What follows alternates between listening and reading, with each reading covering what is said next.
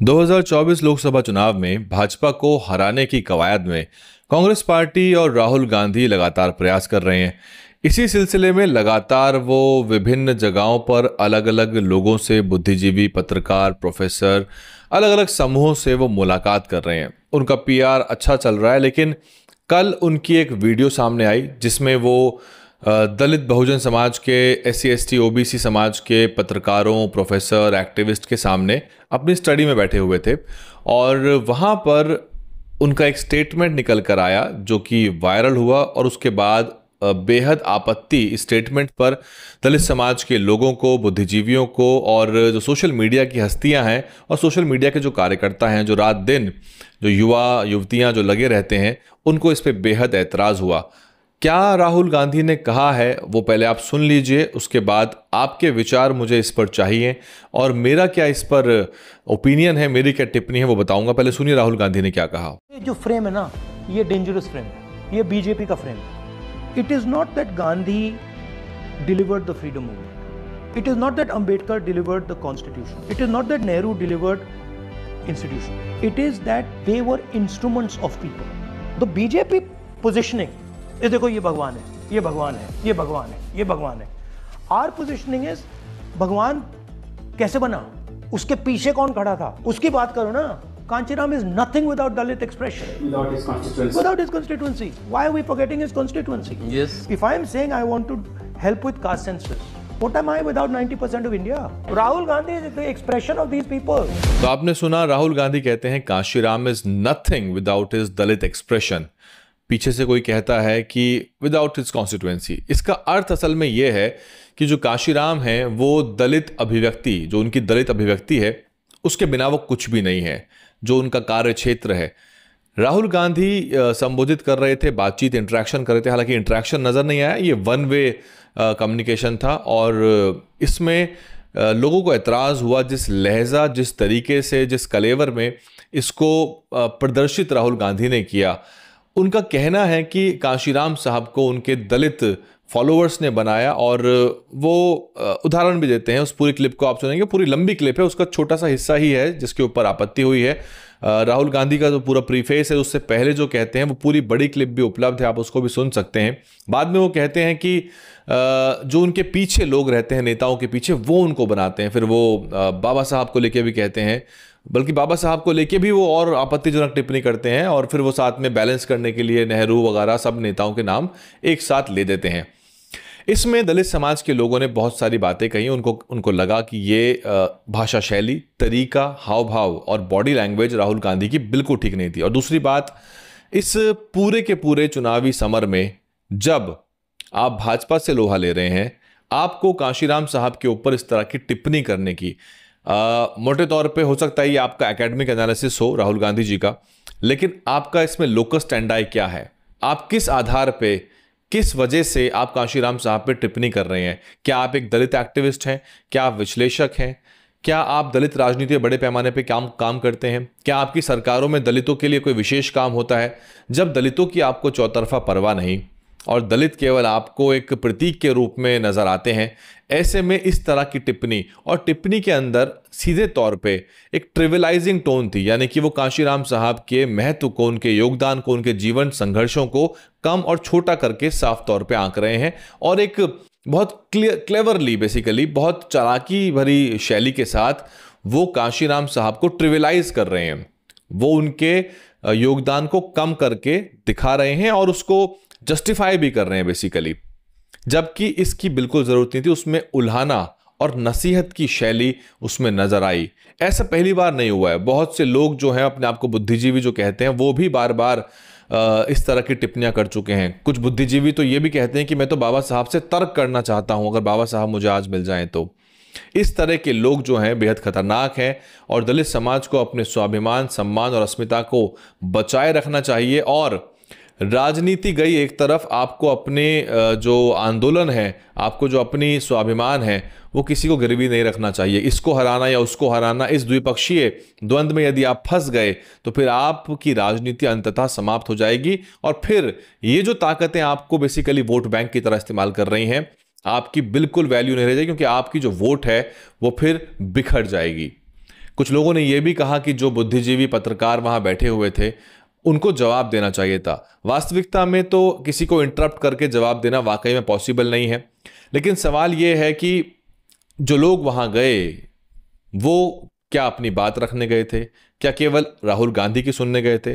जाहिर सी बात है ऑफ कैमरा भी बहुत कुछ वहां पे सुझाव हुए होंगे, बातचीत हुई होगी, लेकिन जो भी वहां जाता है मिलने के लिए वो अमूमन वो जो वीडियो रिकॉर्डिंग होती है वो कांग्रेस दफ्तर, कांग्रेस के कैमरे से होती है। कांग्रेस का अपना पूरा सिस्टम है, वो अपनी वीडियो काट पीट के, आप अगर कुछ भी वहां पे अपनी बात रख भी देंगे, बाहर निकल के वही आएगा जो कांग्रेस को मुफीद लगेगा। आपके सवाल जवाब, या आप भले ही रोहित वेमुला के मामले में सवाल पूछ लें, आप इंद्र मेघवाल, आप चाहे तो जितेंद्र मेघवाल का सवाल पूछ लें, आप कांग्रेस की सरकारों में जो दिक्कतें आई दलितों को उसके सवाल पर आप सवाल पूछ लें, वो चीज़ें निकल के बाहर नहीं आई। केवल बाहर वही आएगा जो कांग्रेस पार्टी को मुफीद लगेगा। इसीलिए इस तरह की जो मीटिंग्स हैं या जो भी लोग वहां जा रहे हैं उनको इससे कुछ हासिल नहीं होने वाला है, और ना ही कांग्रेस पार्टी को परवाह है किसी की भी। ये तो केवल प्रतीकात्मक रूप से वो दिखाने के लिए कि हम बहुत ही एसिमिलेटिव हैं, बहुत इंक्लूसिव हैं, हम सबकी सुनते हैं। वास्तविकता में सच्चाई ये है कि कांग्रेस पार्टी भी दलित नेताओं के लिए उतनी ही बेकार है, उतनी ही घातक है जितनी कि भाजपा। हाँ, ये ज़रूर है कि आज के इस राजनीतिक वातावरण में जब बीजेपी को हराने की कवायद है तो बहुत लोग जो है फिलहाल ये कह रहे हैं कि भैया ये बीजेपी को हराने की लड़ाई है, बाकी लड़ाई हम बाद में करेंगे, और ये सच बात भी है।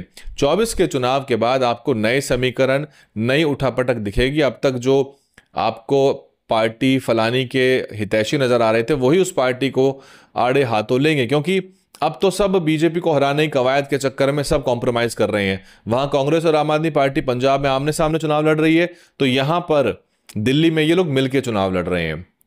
लेकिन जो राहुल गांधी ने कहा वो एकदम क्लियरली बहुत डिस्टेस्टफुल है, डिसरेस्पेक्टफुल है, ऑब्जेक्शनेबल है, और राहुल गांधी को इसके लिए माफी मांगनी चाहिए। उन्हें कोई हक नहीं कि एक बहुजन महापुरुष, दलित समाज के महापुरुष जिसने बहुजन राजनीति की चेतना जगाई, कांशीराम उनके दलित अभिव्यक्ति ने नहीं बनाया। कांशीराम उस दिन कांशीराम बन गए थे जिस दिन उन्होंने अपनी सरकारी नौकरी, जो कि एक साइंटिस्ट के पद पे थे डीआरडीओ में, आयुध विभाग में, जब उन्होंने अपनी सरकारी नौकरी को अपने हक, अधिकार और सम्मान के लिए त्याग दिया और आंदोलन करने का मन बनाया, जब वो दीना बहाना के साथ मिलके आंदोलन कर रहे थे बाबा साहब की जयंती की छुट्टी को लेके, वो तब कांशीराम बन गए थे। कांशीराम तब कांशीराम बन चुके थे जब उन्होंने अपने घर को सदैव के लिए त्याग दिया। उन्होंने कहा कि मैं अब इस परिवार के साथ बिल्कुल भी संबंध नहीं रखूंगा, मेरा बहुजन समाज ही मेरा परिवार है, जीने मरने शादी ब्याह में किसी भी काम में अपने घर नहीं जाऊंगा। उनके घर के अंतिम संस्कार तक में भी वो जाके शामिल नहीं हुए, वो तभी कांशीराम बन गए थे। कांशीराम महान थे। नेता हमेशा बनता नहीं है, नेता कभी कभी पैदा भी होता है, उसकी परिस्थितियां उसको नेता बनाती हैं। कांशीराम तब नेता नहीं बने, या कांशीराम तब कांशीराम नहीं बने जब बहुजन समाज पार्टी सत्ता में आई, या बीएसपी का गठन हो गया, या डीएस4 गठन हो गया, या फिर उत्तर प्रदेश में बसपा ने राजनीतिक दखल दी। कांशीराम तभी कांशीराम बन चुके थे जब उन्होंने देश भर में हजारों किलोमीटर साइकिल चलाकर धूप, गर्मी, सर्दी और सीमित संसाधनों में एक बहुत बड़ा आंदोलन तैयार किया। वो तभी कांशीराम बन चुके थे। दलित अभिव्यक्ति ने कांशीराम को कांशीराम नहीं बनाया। कांशीराम साहब ने दलितों की चेतना जगाई, तब जाके उन दलितों में अभिव्यक्ति आई। नहीं तो बाबा साहब के जो अधिकार थे वो पड़े रह जाते। बाबा साहब ने जो अधिकार दिए उनको, बेसिकली बाबा साहब के दिए अधिकारों को कांशीराम साहब ने प्रैक्टिकल किया, उनको जमीन पे उतारा, उनको एग्जीक्यूट किया, क्योंकि उससे पहले कोई भी नेता ये काम नहीं कर पा रहा था। बाबा साहब ने खुद कहा था कि मैं संविधान में अधिकार दे तो रहा हूं, लेकिन ये अधिकार आपको मिलेंगे या एग्जीक्यूट होंगे, ये इस पर निर्भर करता है कि वो संविधान किन हाथों में है। इसीलिए साहब कांशीराम ने संविधान, सत्ता की चाबी अपने हाथ में लेने की बात कही, और 4 बार उत्तर प्रदेश की सत्ता की चाबी अपने हाथ में ली।